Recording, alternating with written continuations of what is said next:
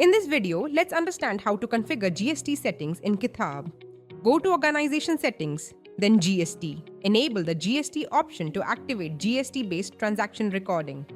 Under GST Preferences, define the minimum number of digits required for your HSN SAC code such as 4, 6, or 8 based on your compliance requirements. If your business deals with non-ad valorem cess, enable that option as well. Now move to the Default Rates tab. Choose whether GST rates will be applied through manual entry or a predefined GST rate configuration. For manual entry, specify the applicable from date, HSN or SAC code, description, and taxability, such as taxable, exempt, or nil rated. If applicable, enable reverse charge applicability or ineligible input tax credit based on your business transactions.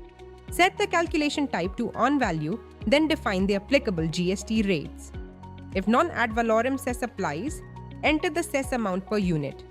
If the business turnover crosses the prescribed limits, e-invoice functionality can be enabled directly from this configuration screen. Once enabled, Kitaabh will automatically generate e-invoices when sales invoices are created. Similarly, e-way bill settings can also be configured, allowing the system to generate transportation documents automatically when required. Finally, the business address and principal place of business can be configured under the address section. Once done, click Save to apply the settings.